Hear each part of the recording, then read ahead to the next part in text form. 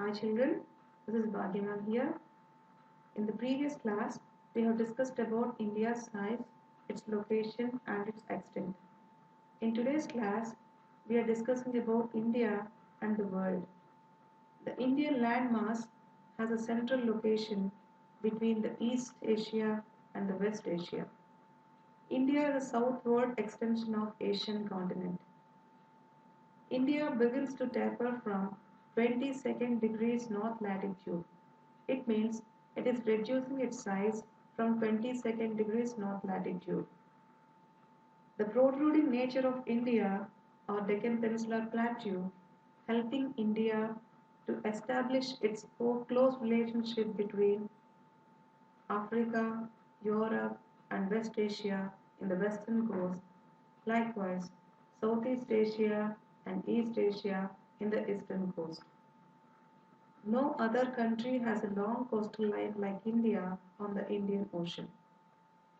So, the strategic position in the Indian Ocean justifies the name after it.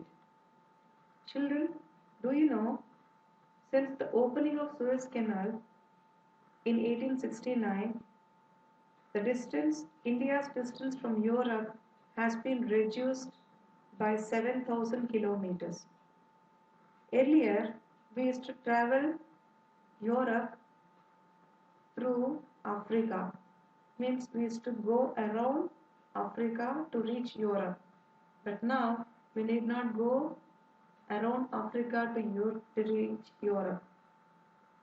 You can go through this Suez Canal so that we can reduce 7,000 kilometers distance. Now we're discussing about India's contacts with the world. Indian land routes are much older when compared to its maritime contacts. It means sea contacts. Ancient travelers, traders, many foreigners, kings, they used to invade India or trade with India through these passes across the mountains in the north.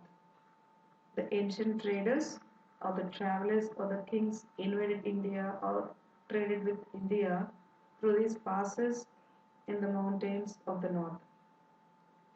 So, the oceans restricted such interaction for a long time until Vasco da Gama discovered sea route to India. Land routes have contributed exchange of ideas like Upanishads, the Ramayana, the decimal system, the Panchatantra stories, the Indian numerals reached many parts of the world.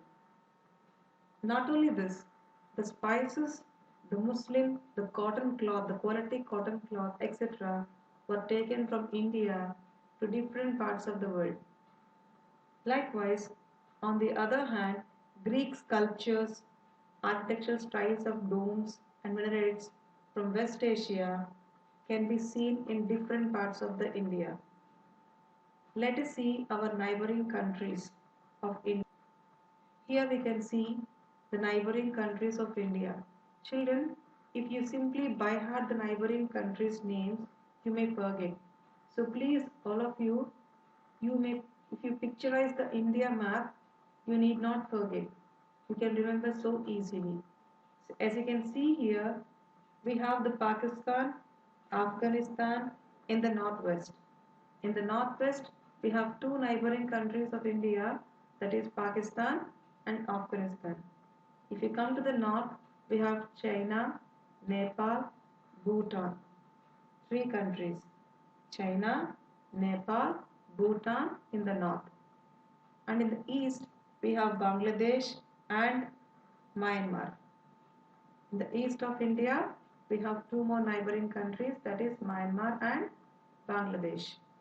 And in the south, we have Maldives and Sri Lanka. In the south, how many island countries are there?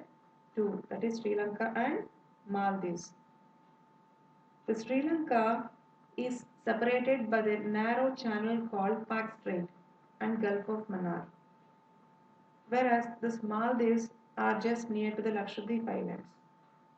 Children, in this chapter, you need to know the main basic concepts, that is, what is the meaning of bay, what is the meaning of strait, what is the meaning of gulf, what is the meaning of peninsula. Let me tell you. A peninsula is a landform surrounded by water on three sides. As you can see here, Indian peninsula is surrounded by water on three sides. The east Bay of Bengal, west Arabian Sea and the south Indian Ocean. Whereas the bay is a water body which is surrounded by the land on three sides and one side water. It's quite opposite for the peninsula. Once again I repeat, a bay is a water body surrounded by land on three sides and one side water.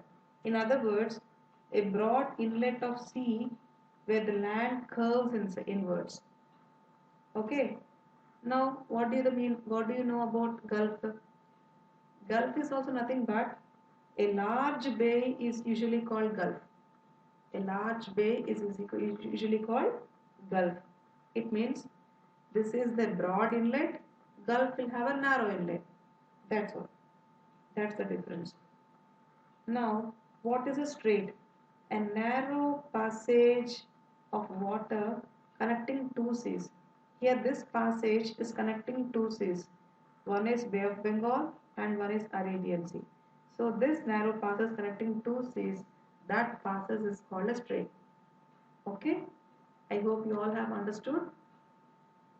With this, we'll end this chapter, children. Thank you for watching. Bye.